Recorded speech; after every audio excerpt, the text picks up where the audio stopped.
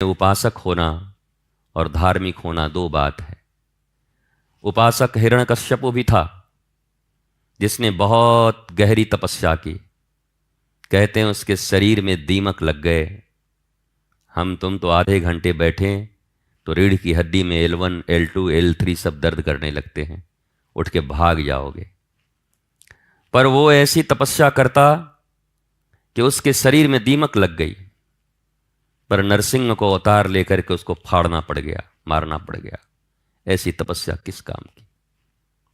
तपस्या करते हैं जीवन के आनंद के लिए, तपस्या करते हैं ईश्वर और गुरु के शरण में रहकर आत्मज्ञान प्राप्त करते हुए, भक्ति के पथ पर चलते हुए, नृत्य गीत में, आह्लाद आनंद में इस जीवन को यापन करना, इस जीवन को प्रभु के समर्पित करना। कर्मकांड के 80,000 श्लोक हैं, कई बार मैंने कहे। 16,000 उपासना के हैं और 4,000 ज्ञान के हैं। और याद रखना, प्रेम के तो 2.5 आखर हैं, या एक प्रेम ही काफी है। पर हम में से ज्यादातर लोग जो इस क्षेत्र में हैं वो कर्मकांड में ही रह जाते हैं पूरी जिंदगी, उपासना तक भी नहीं पहुंच पाते। 16,000 उपासना के मंत्र तक उन्हें पता नहीं, फिर ज्ञान कांड से उन्हें क्या मतलब होगा? ज्ञान से उनका कोई मतलब नहीं होता। और याद रखना, ज्ञान के बिना भक्ति भी उपलब्ध नहीं होती। भक्ति अर्थात वो मेरे सब कुछ हैं, उन्हीं के चरणों में सब कुछ है। यह ज्ञान होना ही भक्ति का प्रारंभ है। अगर ये ज्ञान न हुआ तो भक्ति का प्रारंभ भी नहीं हो सकता। इस दुनिया में गुरु और ईश्वर साधन नहीं है, वो साध्य हैं। बड़े दुर्भाग्यशाली हैं वो लोग जो गुरु को साधन समझते हैं। गुरु साध्य है, ईश्वर साध्य है। गुरु के विषय में कहा गया, साक्षात परब्रह्म तस्मै श्री गुरुवे नमः।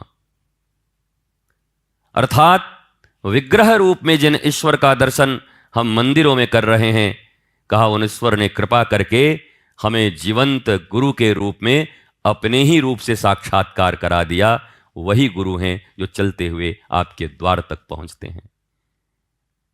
एक बड़ी प्यारी बात है, जिस दुर्भाग्यशाली मनुष्य को अपने गुरु को मनुष्य के देह के रूप में देखता है, देह बुद्धि जिसकी है, उसके इहलोक परलोक कितने लोग नष्ट होते हैं उसे कोई खबर नहीं। गुरु देह नहीं होते। कोई विदेह होगा तभी गुरु पद पर आसीन होगा। देह में आसक्त, देह में आबद्ध और देहासक्त मनुष्य तो जिज्ञासु और पिपासु भी नहीं हो सकता। गुरुपद तो बहुत दूर की बात है। ऋषि, मुनि, संत, साधु, साधक, सिद्ध, सुजान, भक्त, जिज्ञासु, ये सब अलग अलग हैं। ये हम कह देते हैं साधु संत लोग आए हैं। साधु अलग है, संत अलग हैं, ऋषि अलग हैं, मुनि अलग हैं, आचार्य अलग हैं। और आचार्यों में भी कितनी कोटि, अलग अलग आचार्य। ये सब अनंत अनंत विभाग हैं हमारे धर्मशास्त्र में।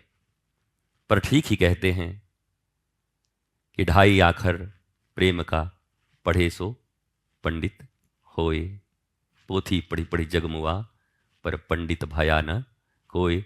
ये रावण को देख के ही लिखा गया होगा कि रावण से बड़ा पोथीबाज कौन होगा, जो स्वयं ही रचना करता है स्तोत्रों का शिव के लिए। पोथियों की भरमार है उसके पास, पर प्रेम नहीं है। प्रेम का विकृत स्वरूप मोह, वस्तुओं में, शरीरों में जगह जगह आसक्ति है उसकी। इसलिए रावण प्रेम के अभाव के कारण ही मारा गया। नहीं तो रावण को जीवंत प्रभु मिले हृदय में लगा करके भक्ति भी प्रदान कर सकते। पर रावण मिले तो प्रभु मिलना कोई बड़ी बात नहीं है। लोगों के जीवन में एक भ्रम होता है कि भगवान मिल जाएं तो हमारा जीवन सुधर जाए। हमें पता नहीं ये क्यों नहीं समझ आता इन लोगों को। दुर्योधन को भी मिले, रावण को भी मिले, इनका कैसा जीवन बना। मरा गए बेचारे, न मिलते तो ठीक होता, कुछ दिन और जिंदा रहते। प्रभु मिले तो जल्दी ही मरा गए। तो रावण और दुर्योधन के प्रभु मिलने का फल क्या हुआ बताओ? वो तो न ले सके वो कृपा उनसे, वो प्रेम न ले सके उनसे। राम ही केवल प्रेम प्यारा, जान ले हूं जो जान निहारा। प्रबल प्रेम के पाले पड़कर प्रभु को नियम बदलते देखा। ध्यान रखो, प्रबल प्रेम के पाले पड़कर, प्रबल बल के पाले पड़कर नहीं, प्रबल ज्ञान के पाले पड़कर नहीं, प्रबल झूठे ऐश्वर्य और वैभव के बल पर नहीं। प्रभु अपना नियम कब बदलते हैं? प्रबल प्रेम के पाले पड़कर प्रभु को नियम बदलते देखा। अपना मान भले टल जाए पर भक्त का मान न टलते देखा। पर ये प्रभु उल्टे भी हैं। हिरण्यकश्यपु जैसे लोग जब तपस्या करते हैं तो मारने के लिए भी आ जाते हैं कि आओ अब तुम्हारी तपस्या बहुत हो गई है, अब तुमको जाना होगा इस पृथ्वी से। कर्मों का निर्धारण बड़ा जरूरी है। कर्म तो सभी करते हैं, पर अगर मनमुखी कर्म हुआ तो जीवन में कभी भी उन्नत, आनंदित, समृद्ध, आह्लादित नहीं हो सकते। पर वही कर्म अगर गुरुमुखी हो गए, मनमुखी कर्म और गुरुमुखी कर्म में बहुत अंतर है। लोग दुनिया में कहते हैं आप हमारे गुरु हैं, पर काम मन का करते हैं। अब बताओ, अगर मन की सुनते हो तो गुरु मन हुआ कि गुरु गुरु हुए? हम सब काम अपने मन का करेंगे, पर आप एक पुतले के रूप में हमारे गुरु रहिए। पुतला जैसे मेरे हाथों में रिमोट रहे और आप पुतले की तरह चलिए। चलूंगा मैं मन के अनुसार, पर मैं तुम्हें गुरु कहूंगा। ऐसे अधम लोग न अपने को पहचानते हैं, न गुरु तत्व को पहचानते हैं, न ईश तत्व को पहचानते हैं, और न ही अपने जीवन में कभी आनंदित होते हैं। मेरे प्यारे बच्चों, आप सब भी जो वेद, वेदांत, सार सिद्धांत की उपासना कर रहे हो, पढ़ रहे हो, लक्ष्य क्या है? सदा ध्यान रखना जीवन में लक्ष्य क्या है। अगर ऊंचे बहुत, उड़ान बहुत ऊंची हो गीध की तरह, पर दृष्टि सड़े हुए मांस पर हो नीचे, तो गीध को अधम योनि कहा जाता है। पर गीध की उड़ान कितनी है? चील और गीध की, चिड़िया फिड़िया तो उड़ ही नहीं सकते उतना। ऊंचाई तो बहुत है, पर लक्ष्य क्या है? मांस सड़े गले। कितने ऊंचे हो, कितनी ऊंचाई पर हो, इससे कोई फर्क नहीं पड़ता। तुम्हारी दृष्टि कहां है? तुम्हारे लक्ष्य क्या है? तुम सोचते क्या हो? ये कर्म कभी महान नहीं होता, उद्देश्य महान होता है।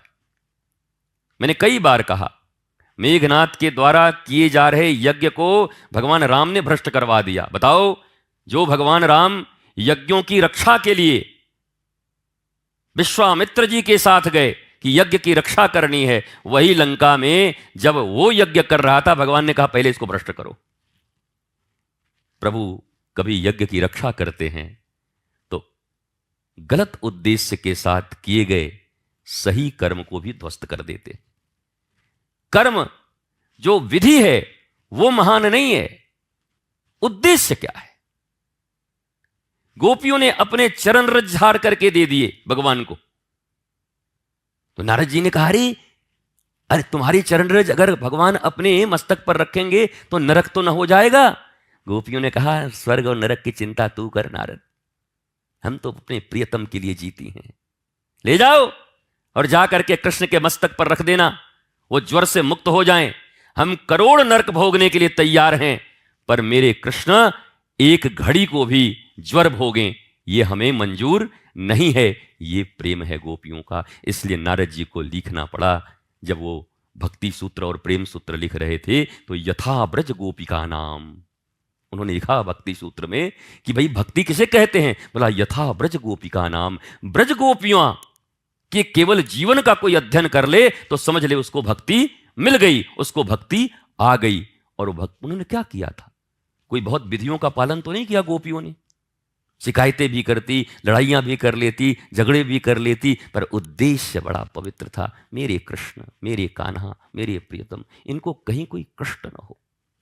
इवन जब भगवान जा रहे हैं और जब वो गोपियां सामने ऐसे सो गईं कि मेरे ऊपर रथ चढ़ा के ले जाओ, हमारे मृतदेह के ऊपर ये रथ जाएगी तब मथुरा पहुंचेगी। तब बाबा आनंद ने कहा, गोपियों जाएंगे तो जरूर कृष्ण, बस तुम्हारे इस लेटने के क्रम में अगर थोड़ी देरी हो गई ना तो इन्हें फिर धूप लगेगी जाने में। सूर्य के प्रकाश, सूर्य के ताप, इसको क्यों नहीं खोल दिए थे इधर से थोड़ा सा, सूर्य के ताप और प्रकाश उनको लगेंगे।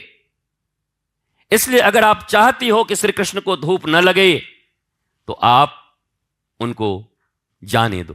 और आपको पता है गोपियां उठ गईं, जबकि उनको पता है कृष्ण जाने के बाद उनके प्राण निकल जाएंगे। बड़े ऊपर ही बैठते, नीचे क्या बैठ गए? रावण कभी नीचे नहीं बैठते ना, रावण ऊपर ही बैठे तो ज्यादा अच्छा है। गोपियां पूछती हैं